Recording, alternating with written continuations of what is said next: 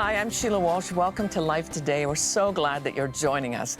I remember some time ago, I was in Nashville and I was getting ready to do some event, and somebody said to me, "Have you heard her?"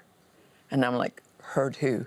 And they said, "This amazing new artist, and she's like 16 or something." And they played me a cut, and I was like, "Oh my gosh, that's amazing." Well, I'm really happy to tell you that today she's here with us. And so, JACI VELASQUEZ, it's such a joy to have you here. Are you kidding me? I wouldn't miss it for the world. You're amazing. And you're just as beautiful as ever. Like from the first time I saw your face on the cover of a cassette, you look exactly the same. At least it wasn't an 8-track. Thank you, Jesus. You're not old enough for that. So take us back. Were your early days involved in music? Well, yes, my dad was a pastor up until the time I was 9 years old. So then he became an evangelist, which is basically a pastor who travels to different churches and preaches. Yeah. So because I was a little girl, I was 9 years old, I was the last kid left at home. They had to take me with them. So my mom and dad took me with them on the road. We traveled the country. I was homeschooled in the backseat of an '85 Honda Accord. Wow. With a TV VHS AC/DC converter, you know, little TV with videotapes that I would watch all my classes and sit in the back. And then, of course, I'd finish up school and I'd look forward to those 6 hours of traveling in a car, watching school on tape, and I would watch movies. And so I remember I used to have this beautiful picture of what life was like. Like what ninth graders, like what junior high looked like, what high school looked like. So I'd watch movies and I would get these concepts of what it would be like to go to prom and, really romanticize all of this stuff and, kind of envision and dream about what my life would be like if I were in school or when I grew up and I wasn't, in the backseat of a Honda Accord. Yeah, that's a little different than most of us. But I'm just wondering, what happened? How did that big break come when you were so young? Did somebody hear you and think, "Oh my gosh, this girl is gifted by God"? Well, because we were traveling so often, we were going from, Sunday morning church, Sunday night church, and then going to a different state, do Wednesday night church. By the time I was 13, my parents were doing the adult services and I was doing like the youth services and like the youth kind of group stuff. So then I guess it was when I was 13, somebody heard me, sent a videotape back to Nashville to what would end up becoming my manager. And I was 13. So that was, a crazy time. When I was 14, they flew my family up to Nashville. They flew me and my parents up to Nashville and offered me a record deal. When I was 14, I started working on the first project, which was Heavenly Place. Yeah. That came out when I was 16, so that was a couple-year artist development situation. So that was 2 years worth. That came out when I was 16. I hit the road, traveling, again, nonstop, 300 dates a year. Oh, my gosh. 300 dates in the first year. Wow. And there are only 365 days in the year. Usually. Some days, depending on COVID. So 300 dates a year, and I just, it was a lot. Did you know at that point that this was going to be a huge deal? Did you have a sense of, God's about to throw doors open? I think when you're 16 years old, maybe if I would have been more mature, I would have had that sense. But I was, at this point, just doing what I was told to do. Because like, hey, you have a flight at 4 a.m. Okay, I'll wake up. Just kind of going about. My heart was in the right place because I loved, I loved the concept of being able to be a role model for young, for young girls. Sure. But I also had this kind of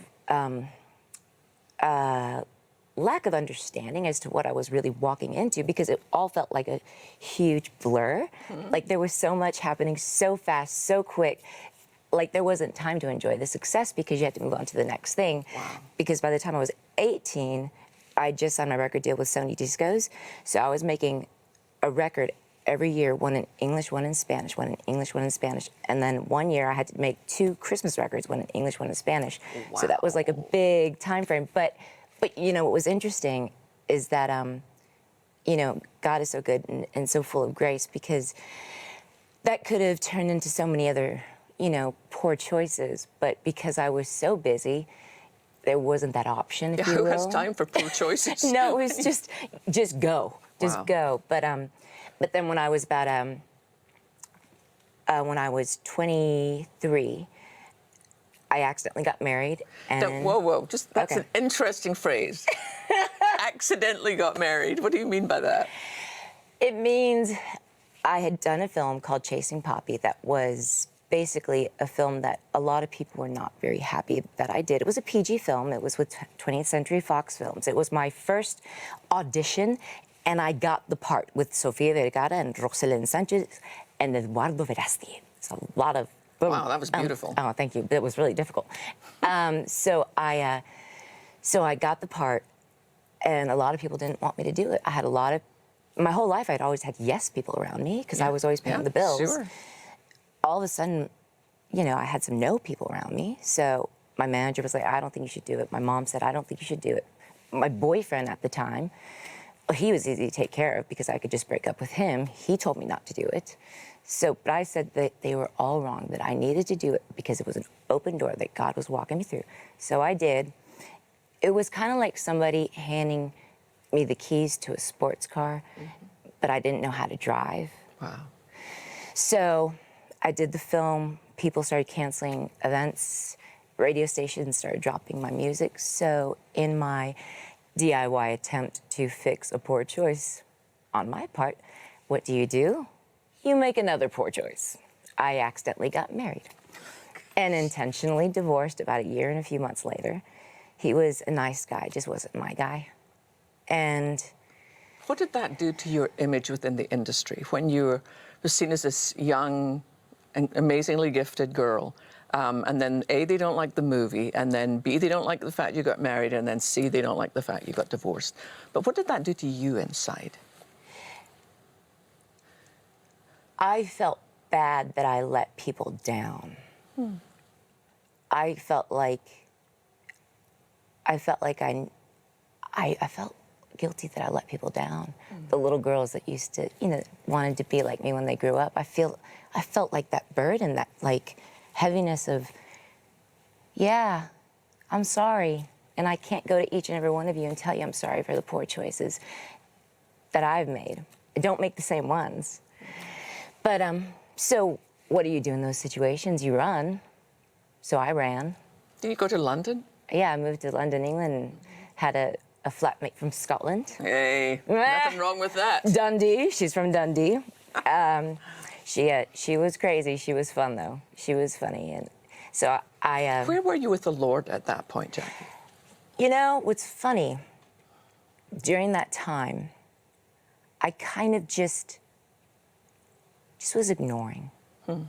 Because I was ignoring what people were saying about me, what people might be saying to me. I just wanted to just not think about anything. I wanted to be normal. So I went to school out there. I went to school, and I went to go to school to learn Spanish in England. Well, of course. Where else would one go? Just process that. So I went to school, and I did. I got my Spanish got really pretty good. So, but then I started missing my mom. So I got a flat downtown. Well, no, a condo in America, a condo downtown. And I got a phone call from a boy, the same boy that I had broken up with when I was making the movie Chasing Poppy, the one that told me to say no, that said to not make the movie because it was a poor choice. He called me and asked me out on a date. So I said, okay, yeah. So he happened to be the lead singer for the band called Salvador. I love that band. Me too. Who knew? So he asked me out, and about 4 months later, we got married. Wow. We got married in December 2006. Our first son was born November 3rd, 2007. Wow. That's a lot happening in a short amount of time. Yeah, it was. But I think because we had known before, Yeah. but because of my selfishness and my poor choices, not willing to listen to wisdom or, yeah. Did you feel at that point as if that career-wise that was over? How did God begin to turn your heart around to realize, hey, Jackie, you are not defined by this or that. You are mine. I think it took the realization. It took my husband. It took my husband. He's such a good guy. He is a good guy. It took me feeling so broken and feeling like I'm worthless, which we all know is not the case logically. Sure. But sometimes it's hard to get this and this to connect, right? Yeah. The fact that he would ask me out again after me basically being embarrassment thing, and I'm a divorcee. I mean, I have nothing, no good reputation to bring to this awesome person. It's a likely story that he would ever want to be with me, but I think that it was beautiful to see what God does and how he redeems. Yeah. He redeems us and our poor choices. Sometimes our dreams, we think that this is what I'm meant to do, this is my calling. But it's so easy to get confused with our dreams and God's calling. So the fact that God can redeem all these things and redeems poor choices, he can turn what you have intended for good but turned into evil, he can turn it for good. Yeah. So it takes sometimes some pain in the pruning process. That's so true. And so it was my husband, and then of course fast forward the baby being born, and Yeah, Soren, firstborn. no, Zealand is the firstborn. Oh, Zealand's the firstborn? Yeah, Zealand. Okay. He's about to be 13 years old. Oh my gosh, how did that happen? I don't know, it's gross. So when you have your second child, because I think one of the things I found most poignant about your story is when you've experienced pain yourself in your childhood, you do not want that for your child. Absolutely. So how old was Soren when you thought there might be something that I need to pay attention to here? Well, okay, so for me as a child, I wanted so much to be like everybody else. So, I'd gone through my parents divorcing, all that. I was 19, but more than anything, I wanted my kids to have like a normal life, like a normal childhood, not to be homeschooled in the back of the seat of a car, FYI. But when Zealand was born, and then the baby was born, Soren, being the youngest, we started noticing that he wasn't hitting the same milestones. Yeah. No, he was hitting milestones that his brother had not hit as quickly. So we just noticed that our older son was a little behind, but we just thought that maybe Soren, because they're only 14 and a half months apart, maybe Soren just had something to look towards in Zealand as like, this is what I should be doing because that's my big brother.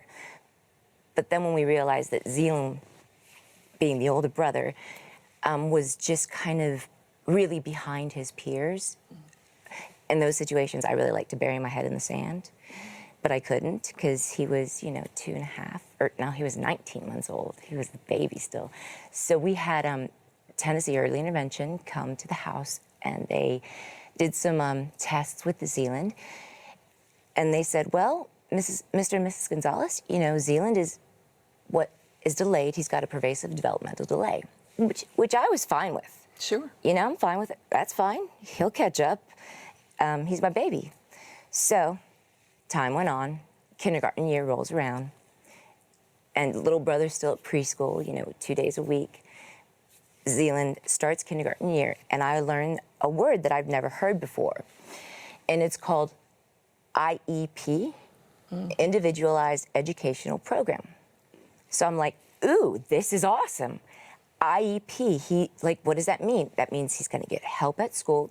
They're going to remind him to get his work done. That means he's going to get extra attention. He's gonna get speech therapy, occupational therapy.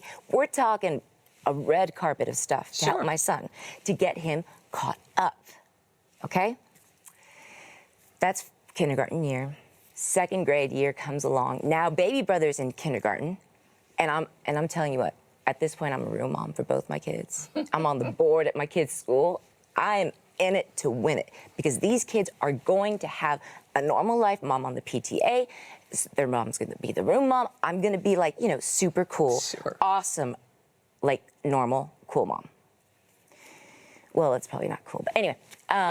So second grade, they have a meeting with us. They call in pediatrician, they call in the people from the school district, they call in the who's who of everybody. There are like 20 people in this boardroom.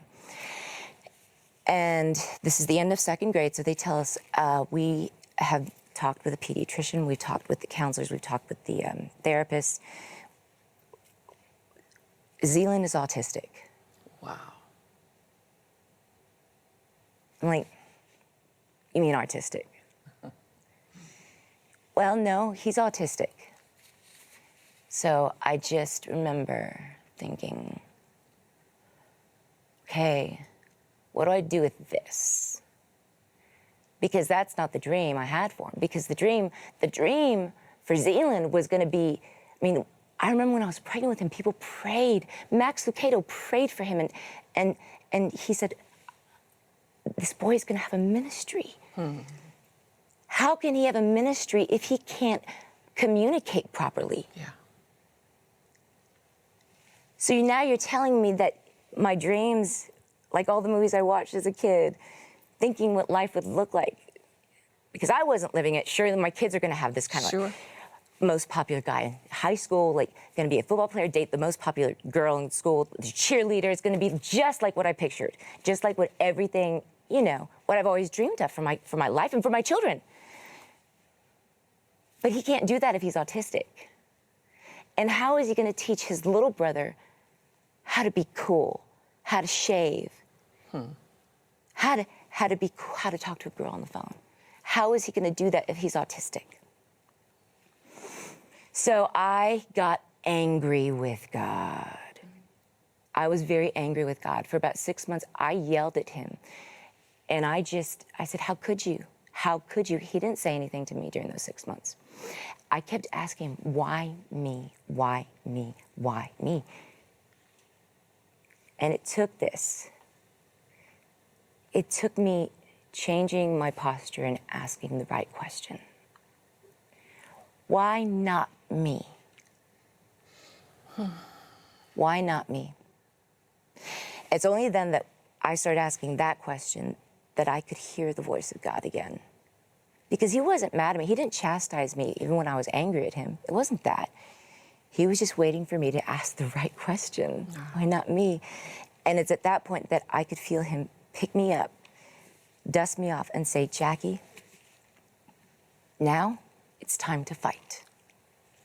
It's time to fight for your son. Because you see, God could see something in me I couldn't see in myself. Yeah. That is strength and bravery.